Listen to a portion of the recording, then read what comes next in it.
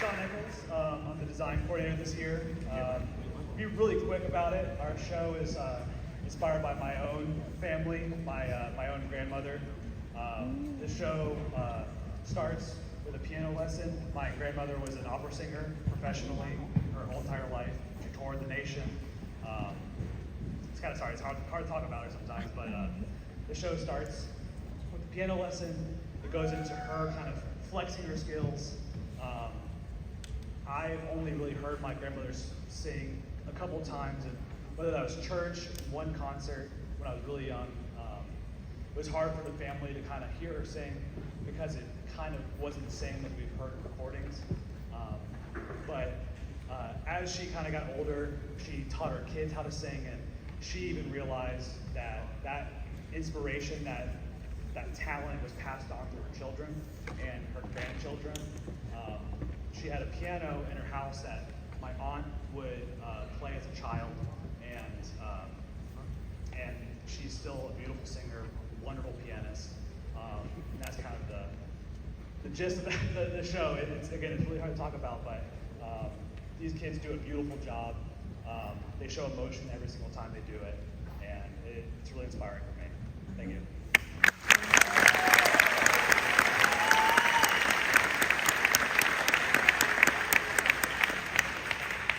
We couldn't have done this without our staff. You guys please stand up and just wave your hand on this staff.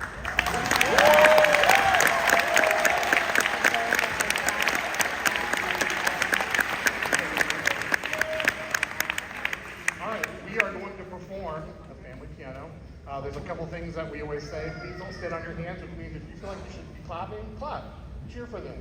Do something, but don't sit on your hands and just don't do anything. It's kind of awkward. So, thank you guys again for coming out, and hope you enjoy the show. Just give you a little bit of an overview of what's going on with this show.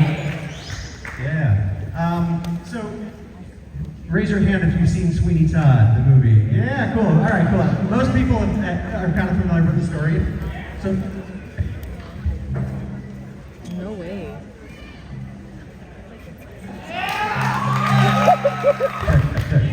Yeah, if you're not, that's okay. This is a 6-minute version of a 3-hour Broadway show. So there's a lot that happens all at once. We have to basically tell a love story between two characters in about a minute and a half. So yeah, it's a jam-packed story. This is Fleet Street, the demon barber, right? This guy, he was wronged, he's out for revenge. I challenge you, if you haven't seen our show, try and figure out when he's going to make a kill, because there's a couple of spots where we, maybe not, so see if you can figure it out before it actually happens. A couple of people to thank, obviously our staff. I don't claim any of the credit for how good these kids are. That's their training, and that's what they put into it, and also the staff and how they educate these kids. These kids are amazing. They've, taken this group from open class to world class this year. That's a milestone in and of itself.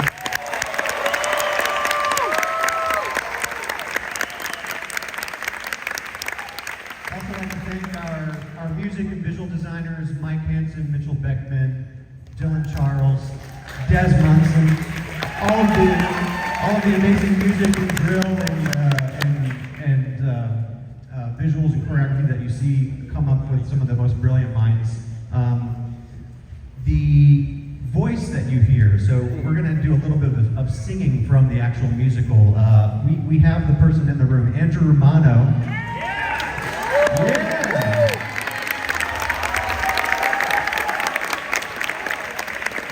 So you're going to hear Sweeney Todd sing. He's singing to his razors. He's a little bit crazy. He's a little bit, he's trying to figure out what he wants to do for his revenge arc. And the lovely voice of Andrew Romano supported us in that this year and really makes that movement. So thank you. Without further ado, this is Fleet Street. So my name is Richard Cravens, Artistic Director for Infinity Percussion, and we just kind of wanted to give you an overview of the show real quick, so I know everybody's anticipating our show. Mike and I are here, we're going to talk about it real quickly. Again, our show is a little bit different. I too typically is a little bit more on the nose, a little bit more theatrical.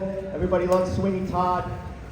With Infinity One, trying to do something that's a little bit more cerebral, let's call it. So again, for the idea for myself, it's kind of a confluence of ideas that came together. First inspired by a song from an artist named Buzz with a song called Liberation. And this idea is based on her feeling as a young artist that there's all this pressure to do things a certain way, but she really just inspired to do things her own way, right?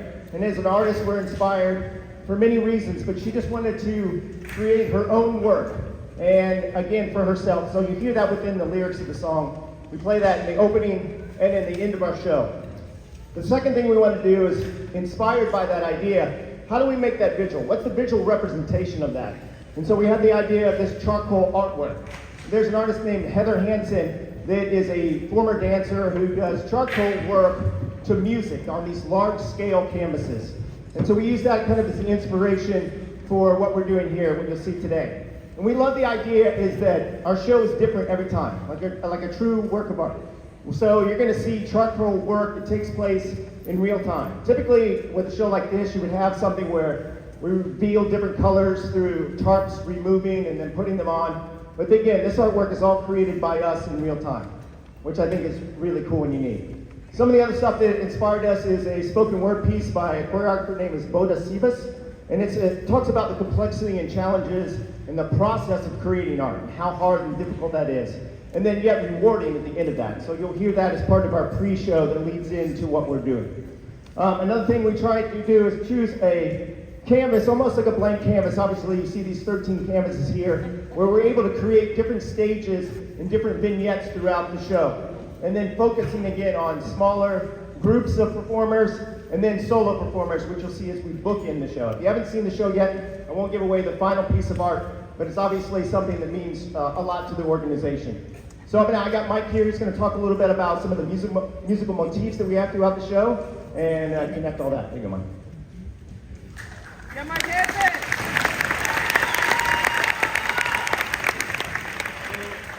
Before we get started, I did want to take a few moments to acknowledge some folks that helped us out with this project. As a design team, we start working on this in July, and it grows all the way through November. But there are a few individuals that really contributed a heavy amount. So I want to thank those folks. First and foremost, our families as a design team, they put up with a lot for a long time. So my wife, Lindsay Hansen, and my daughter, Millie Hansen, thank you.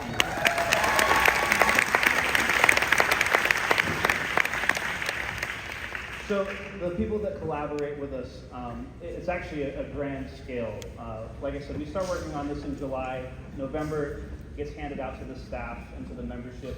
And from there, it stops being something that is ours and becomes something that is everybody. There are some folks that really heavily contribute to this. I'd like to shout them out real quick. Lee Hansen, who's in the room.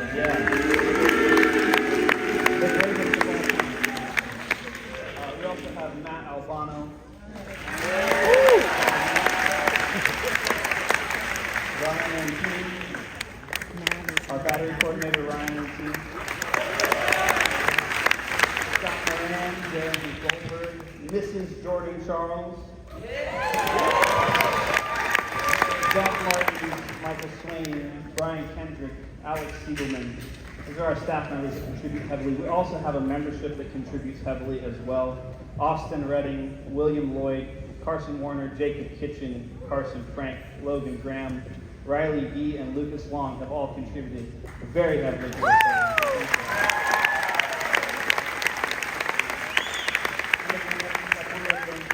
So great is everyone in this ensemble, more than just I named those people, but everyone in this ensemble has their fingerprints and DNA on this product, and it's a really beautiful thing. As far as the music goes, the one thing that we'd like to share with you is our rhythmic motif, right? It's a rhythm that appears throughout the show, and it's really the through line through the program. We work with and design these things called angel numbers. They're numbers that reappear in your life as you need them to. The number we chose to go with this season was 454, and it is the manifestation of creativity. If you look up angel numbers, you're going to find a lot of different definitions, but in numerology, that's the one that we chose to go with. So you're going to hear a motif.